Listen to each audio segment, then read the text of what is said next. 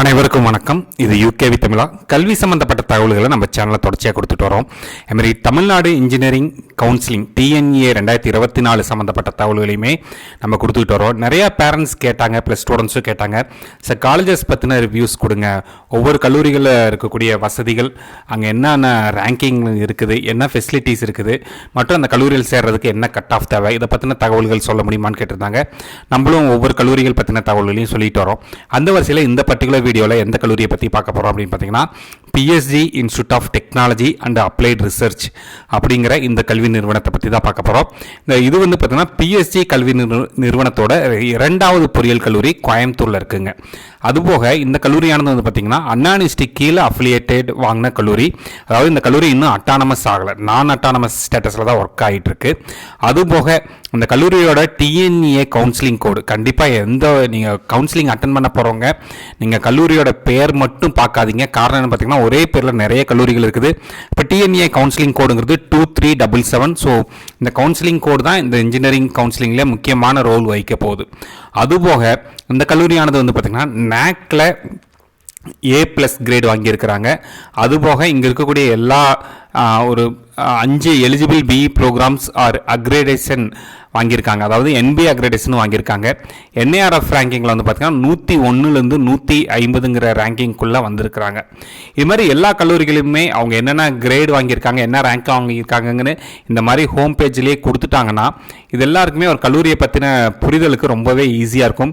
So அந்த வகையில் வந்து பார்த்தீங்கன்னா PSG institute of technology and applied ரிசர்ச்சுங்கிற இந்த கல்வி நிறுவனம் மிக சிறப்பாக அவங்களோட வெப்சைட்டுங்கிறத டிசைன் பண்ணியிருக்காங்க. இல்லை இந்த கல்லூரியை பொறுத்த வரைக்கும் இவங்ககிட்ட முதல்ல என்னென்ன டிபார்ட்மெண்ட்ஸ் இருக்குங்கிறது பார்ப்போம். டிபார்ட்மெண்ட்ஸை பொறுத்த வரைக்கும் ஆர்டிஃபிஷியல் இன்டெலிஜென்ஸ் அண்ட் டேட்டா சயின்ஸுங்கிற ஒரு டிபார்ட்மெண்ட் இருக்குது, சிவில் இன்ஜினியரிங் இருக்குது, கம்ப்யூட்டர் சயின்ஸ் அண்ட் இன்ஜினியரிங்கிற டிபார்ட்மெண்ட் இருக்குது, எலக்ட்ரிக்கல் அண்ட் எலக்ட்ரானிக்ஸ் இன்ஜினியரிங்கிற டிபார்ட்மெண்ட் இருக்குது, எலக்ட்ரானிக்ஸ் அண்ட் கம்யூனிகேஷன் இன்ஜினியரிங்கிற டிபார்ட்மெண்ட் இருக்குது, மெக்கானிக்கல் இன்ஜினியரிங் இருக்குது. அடுத்து SNHனா science and humanities first year classes handle பண்ணுறதுக்கு அவங்க யூஸ் பண்ணுவாங்க. ஸோ இதில் வந்து ஏதோ ஒரு டிபார்ட்மெண்ட் பார்க்குறோம். ஸோ இப்போ வந்து நான் கம்ப்யூட்டர் சயின்ஸ் இன்ஜினியரிங் அப்படிங்கிற டிபார்ட்மெண்ட் பார்க்குறேன். ஸோ அவங்க கம்ப்யூட்டர் சயின்ஸ் இன்ஜினியரிங் பொறுத்த வரைக்கும் அவங்க விஷயங்கள் தெளிவாக கொடுத்துருக்காங்க. கம்ப்யூட்டர் சயின்ஸ் டிபார்ட்மெண்ட்டில் என்ன கம்ப்யூட்டர் சயின்ஸ் இன்ஜினியரிங்கிற டிபார்ட்மெண்ட்டில் அவங்க என்ன மாதிரியான கோர்சஸ்லாம் கொடுக்குறாங்க பார்த்தீங்கன்னா, BE கம்ப்யூட்டர் சயின்ஸ் இன்ஜினியரிங் தராங்க. அது போக BTechல கம்ப்யூட்டர் சயின்ஸ் பிஸ்னஸ் சிஸ்டம்னு 2 கோர்ஸ் வந்து கண்டக்ட் பண்ணுறாங்க. ஸோ அந்த கோர்ஸ் எடுத்தால் என்ன படித்து முடிக்கிறப்ப என்ன நாலேஜோட வருவாங்கன்னு சொல்லி PEOs, programme outcomes, programme specific outcomes, இது எல்லாமே கொடுத்துருக்குறாங்க. நம்ம கம்ப்யூட்டர் சயின்ஸ் இன்ஜினியரிங்னு ஒரு டிபார்ட்மெண்ட் எடுத்துக்கிட்டோம்னா அவங்க தெளிவாக கொடுத்துட்டாங்க. கம்ப்யூட்டர் சயின்ஸ் இன்ஜினியரிங்னா என்ன, அங்கே வந்து ஸ்டாஃப்ஸ்லாம் யார் ஒர்க் பண்ணுறாங்க அப்படிங்கிறதையும் கொடுத்துருக்காங்க. இது மாதிரி நம்மளுக்கு வந்து எல்லாமே டிரான்ஸ்பேரண்ட்டாகவே இருந்துட்டால் ப்ராப்ளமே கிடையாது. ஸோ இங்கே ஒர்க் பண்ணுற ஸ்டாஃப்ஸை பொறுத்த வரைக்கும் அவங்களோட ஸ்பெஷலைசேஷன், அவங்களோட எக்ஸ்பீரியன்ஸ், என்ன டாக்டரேட் முடிச்சிருக்கிறாங்க, எல்லா தகவல்களுமே கொடுத்துருக்குறாங்க. அதுபோக அவங்க வந்து என்ன மாதிரியான ப்ரோக்ராம்ஸ்லாம் ஆஃபர் பண்ணுறாங்க. கம்ப்யூட்டர் சயின்ஸ் இன்ஜினியரிங் டிபார்ட்மெண்ட்டை பொறுத்த வரைக்கும் அவங்க BE computer science engineering plus computer science business சிஸ்டம்னு 2 டிபார்ட்மெண்ட் கோர்ஸ் வந்து ஆஃபர் பண்ணுறாங்க. அதுபோக என்ன மாதிரியான இண்டஸ்ட்ரீஸ் கூட எல்லாம் வந்து அவங்க டைஅப்பில் இருக்காங்க, ரிசர்ச்சில் எப்படி இருக்கிறாங்க, ஃபெசிலிட்டிஸ் என்னென்ன இருக்குது, ஸ்டூடெண்ட்ஸ் என்ன மாதிரியான ப்ராஜெக்ட்ஸ்லாம் பண்ணியிருக்காங்க, பிளேஸ்மெண்ட்ஸ் எப்படி வாங்கியிருக்காங்க, இது மாதிரி எல்லா தகவல்களையுமே அவங்க ஒரு டிபார்ட்மெண்ட்டுக்கு ஒரு வெப் பேஜுங்கிற மாதிரி அவங்க வந்து தெளிவாகவே கொடுத்துட்டாங்க. இந்த மாதிரி எல்லா கல்லூரிகளையுமே அவங்க வந்து தெளிவாக கொடுத்துட்டாங்கன்னா நம்மளுக்கு எந்த ஒரு விஷயமே நம்ம வெளியே போய் எங்கேயுமே சர்ச் பண்ண தேவையில்லை, காலேஜோட வெப்சைட்லேயே சர்ச் பண்ணிக்கலாம். அதுபோக இந்த கல்லூரியை பொறுத்த வரைக்கும் ரிசர்ச்சுக்குமே ரொம்ப இம்பார்ட்டன்ஸ் தராங்க. ஏன்னா PSG கல்வி நிறுவனங்களை பற்றி தெரியும் எல்லாருக்குமே.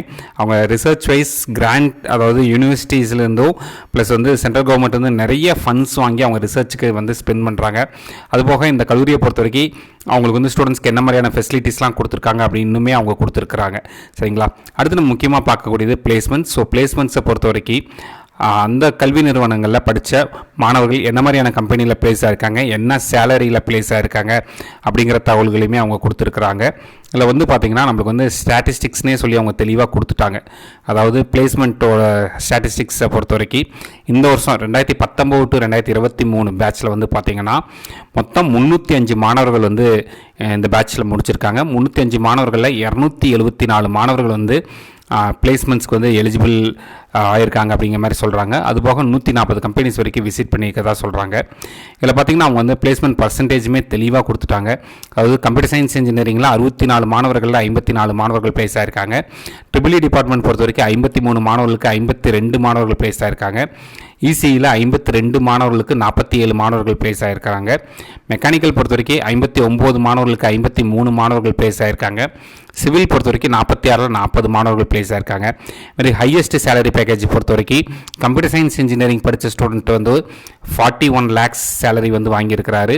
அதே மாதிரி வந்து பார்த்திங்கன்னா நம்மளுக்கு வந்து இசி படித்த ஸ்டூடெண்ட் 33 lakhs per annum சேலரியில் பிளேஸ் ஆகிருக்காங்க. அடுத்து ட்ரிபிள் டிபார்ட்மெண்ட்டை பொறுத்த வரைக்கும் 22 lakhs per annum, mechanical department பொறுத்த வரைக்கும் 14 lakhs அண்டு சிவில் டிபார்ட்மெண்ட் பொறுத்த வரைக்கும் 13 lakhs per annum வரைக்குமே நம்மளுக்கு வந்து போயிருக்கதா சொல்கிறாங்க. மீடியன் சேலரியுமே பார்த்திங்கன்னா அரௌண்ட் வந்து ஒரு 17.5 lakhs வரைக்கும் வாங்கியிருக்கிறாங்க. மீன் சேலரி வந்து பார்த்திங்கன்னா அரௌண்ட் வந்து 15.9 lakhs சேலரி இன்கம் வரைக்கும் போயிருக்கிறாங்க. அதுபோக அவங்க தெளிவாக கொடுத்துட்டாங்க என்னென்ன ஸ்டூடெண்ட்ஸ் வந்து பிளேஸ் ஆகிருக்காங்க அப்படிங்கிற தகவல்களையுமே அவங்க வந்து தெளிவாக கொடுத்துட்டாங்க. என்னென்ன ஸ்டூடெண்ட் என்னென்ன மாதிரியான கம்பெனிஸில் பிளேஸ் ஆகிருக்காங்க அப்படிங்கிற தகவலை வந்து அவங்க ரொம்பவே தெளிவாக கொடுத்துருக்காங்க. என்ன டிபார்ட்மெண்ட், எந்த இயர் பாஸ்ட் அவுட் மற்றும் என்ன கம்பெனி, இது எல்லா டீட்டெயில்ஸுமே கொடுத்துருக்குறாங்க. ஸோ இது வரைக்கும் நம்மளுக்கு வந்து இந்த வெப்சைட்டை பொறுத்த வரைக்கும் நல்லாவே அவங்க தெளிவான தகவல் கொடுத்துட்டாங்க. அந்த கல்லூரியை பற்றின தகவல்களுக்கு நம்ம வேறு எங்கேயுமே போக தேவையில்லை அப்படிங்கிற மாதிரியான ஒரு கண்டிஷன் கொடுத்துட்டாங்க. அதுபோக கடந்த வருஷத்தோட அட்மிஷன்ஸ், அதாவது இந்த கல்லூரியில் சேரணும் அப்படின்னா என்ன மாதிரியான கட் ஆஃப் இருக்கக்கூடிய ஸ்டூடெண்ட்ஸ் வந்து போன வருஷம் சேர்ந்துருக்காங்க அப்படிங்கிறதையும் பார்ப்போம். ஸோ சிவில் இன்ஜினியரிங் பொறுத்த வரைக்கும் இது வந்து பார்த்திங்கன்னா மேனேஜ்மெண்ட் கோட்டாக்கான கட் ஆஃப் அவங்க வந்து மெரிட் மேனேஜ்மெண்ட் கோட்டான்னு ஒன்று தராங்க. ஸோ அதுக்கான கட் ஆஃபும் கொடுத்துருக்காங்க. அது போக டிஎன்இஏ 2023 ஸ்டூடெண்ட் செலக்ட் ஆன கட் ஆஃபும் கொடுத்துருக்காங்க. ஆர்டிஃபிஷியல் இன்டெலிஜென்ஸ் அண்ட் டேட்டா சயின்ஸுங்கிற டிபார்ட்மெண்ட்டை பொறுத்த வரைக்கும் அங்கே ஓசி கேட்டகரிக்கு 195.5ங்கிற கட் ஆஃப் வரைக்கும் சீட்டு கிடச்சிருக்குது. அடுத்து பிசிக்கு பார்த்திங்கன்னா 193, BC Muslim 193.5, MBC 191.34, SC 175.6, SCA 167 வரைக்கும் சீட்டுங்கிறது கிடச்சிருக்கு. அடுத்து computer science and business system பொறுத்த வரைக்கும் 190, OC 194.5, BC 193.5, BC Muslim 189.33, MBC 189.5, SC 170.5, SCA 150க்கு சீட்டு கிடச்சிருக்கு. சிவில் இன்ஜினியரிங் பொறுத்த வரைக்கும் ஓசியில் 177.72, BC 172.5, BC Muslim 163, MBC 163, SC 151.5 வரைக்கும் சீட்டுங்கிறது கிடச்சிருக்கு. அடுத்து computer science engineering department OC category 196.5க்கு சீட்டு கிடச்சிருக்கு. BC 196, PC Muslim 192, MBC 193.5, SC 177.5, SCA 172.5க்கு சீட்டு கிடச்சிருக்கு. அடுத்து பார்த்திங்கன்னா இசிஇக்கு ஓசி கேட்டகரியில் 195.5, BC 194.5, BC Muslim 192.5, MBC 191, SC 174.3, SCA 166, ST 172.67ங்கிற கட் ஆஃப் வரைக்கும் சீட்டுங்கிறது கிடச்சிருக்குங்க.